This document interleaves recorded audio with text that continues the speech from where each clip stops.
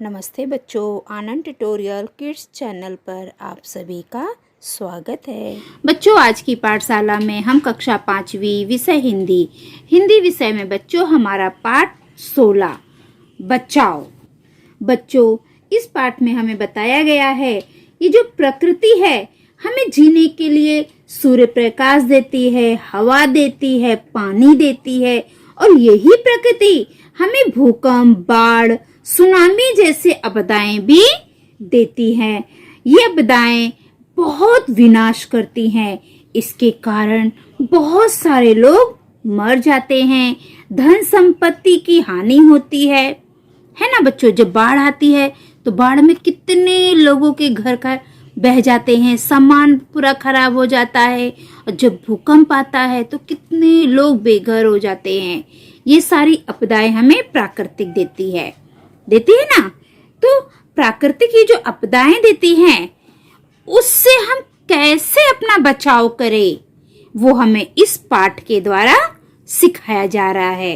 तो चलो बच्चों, हम देखते हैं कि जब प्राकृतिक आपदाएं आए तो हम किस प्रकार अपने आप को बचा सकते हैं, सुरक्षित रख सकते हैं। उस चीज की जानकारी इस पाठ में दी गई है। भूकंप, अगर भूकंप आए तब आपको क्या करना है बच्चों? देखो, पृथ्वी के भीतर चट्टानों की परतों के आगे पीछे खिसकने से धरती हिलने लगती है। बच्चों, जो हमारी पृथ्वी है उसके भीतर चट्टानों की जो परतें है ना वो आगे पीछे खिसकती है। इससे धरती हमारी हिलने लगती है। यही भूकंप है। इससे छत, दीवारें आदि गिरने लगती हैं। ऐसे समय में हमें तुरंत घर के बाहर खुली जगह में आ जाना चाहिए या मेज, लकड़ी के तख्त के नीचे, दरवाजे के पीछे छिपना चाहिए। बच्चों, जब भी भूकंप आए हमें क्या करना चाहिए? हमें तुरंत अपने घर से बाहर निकल के खुली जगह में चले जाना चाहिए। अगर किसी कारणवश हम बाहर नहीं जा सकते हैं तो हमें मेज या लकड़ी के तख्त के नीचे या दरवाजे के पीछे छिपना चाहिए। अब ये चित्र देखो बच्चों, भूकंप आया हुआ है। ये महिला बाहर नहीं जा पाई तो ये महिला ने क्या किया? टेबल के नीचे अपने बच्चे को लेकर बैठी हुई है। और ये देखिए, यहाँ पर ये व्यक्ति दरवाजे के पीछे छुपा हुआ है। तो भूकंप आए तो हमें क्या करना चाहिए? तुरंत खुली हवा में घर से बाहर चले जाना चाहिए। अगर किसी कारणवश हम नहीं जा सकते हैं तो हमें टेबल, दरवाजे के पीछे ऐसी जगह पर छिप जाना चाहिए। अब बाढ़ आए तो हमें क्या करना चाहिए? चलो देखते हैं बच्चों। लगातार अधिक बारिश होने पर नदी नाले पानी से भरकर बहने लगते हैं। बच्चों, बरसात के दिनों में जब बहुत ज्यादा बारिश होती है तो सारे नदी नाले भर जाते हैं और सारा पानी बहकर बाहर आ जाता है। नदी के आसपास के गांव, बस्तियों, इमारतों आदि में पानी भरने लगता है। जब बरसात बहुत होगी तो पानी पूरा भर के बाहर आ जाता है, जिसके कारण जो नदी के आसपास के घर है, बस्तियां हैं, उस घरों में, बस्तियों में पानी भरने लगता है। फसलें नष्ट हो जाती है। यही बाढ़ है। पानी के बढ़ने की सूचना प्राप्त होते ही हमें सुरक्षित स्थान पर पहुंच जाना चाहिए। बच्चों, जब भी बाढ़ आती है उसके पहले हमें सूचना दी जाती है कि बाढ़ आने वाली है, आप लोग सुरक्षित स्थान पर पहुंच जाओ। तो बच्चों, जैसे हमें ये सूचना मिले तो हमें सुरक्षित स्थानों पे पहुंच जाना चाहिए। ये देखो बच्चों, बाढ़ का दृश्य है।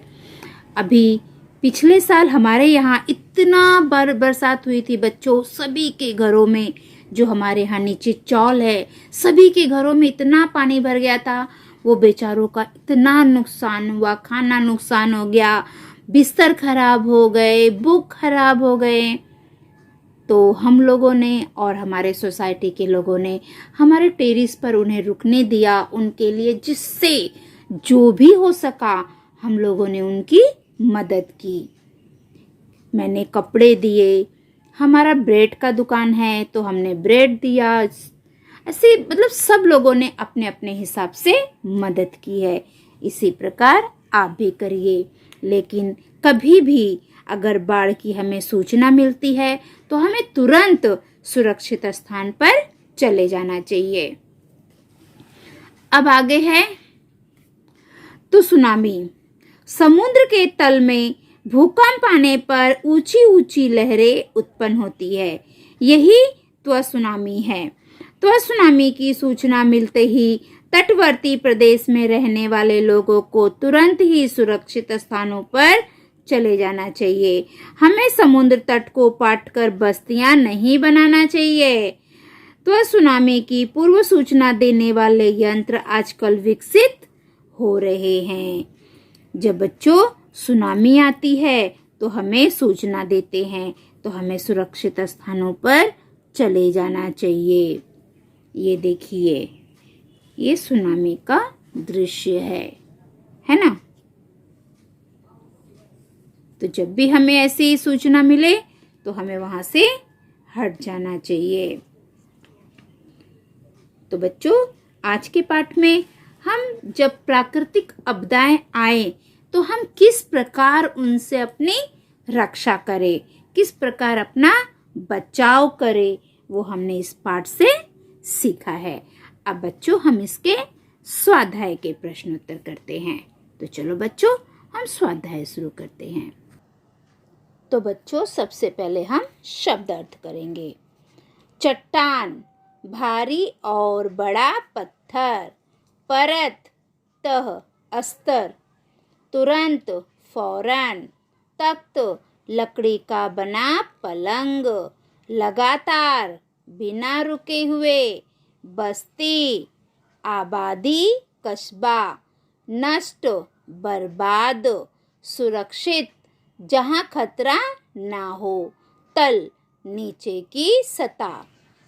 तटवर्ती, तट पर स्थित। पाटना, मिट्टी पत्थर से भरना। पूर्व, पहले। प्रश्न पहला बच्चों, निम्नलिखित प्रश्नों के उत्तर एक एक वाक्य में लिखो। प्रश्न पहला, पाठ में किन प्राकृतिक आपदाओं का वर्णन है? उत्तर, पाठ में भूकंप, बाढ़ और त्सुनामी प्राकृतिक आपदाओं का वर्णन है।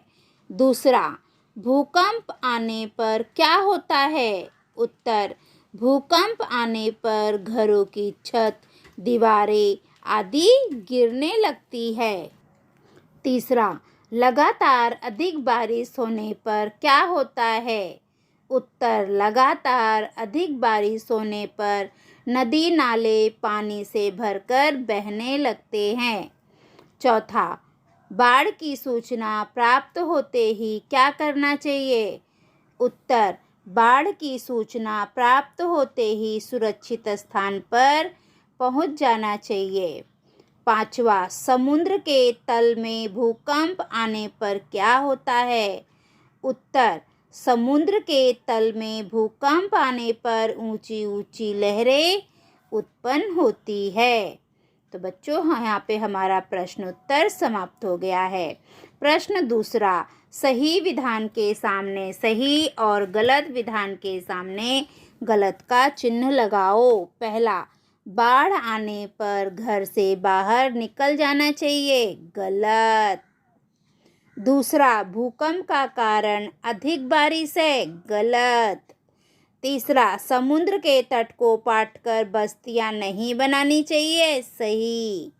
चौथा, बाढ़ से फसलें नष्ट हो जाती है। सही।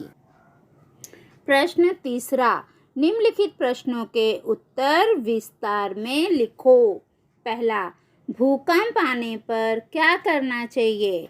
उत्तर, भूकंप आने पर हमें तुरंत घर के बाहर खुली जगह में आ जाना चाहिए या मेज, लकड़ी के तख्त के नीचे या दरवाजे के पीछे छिप जाना चाहिए।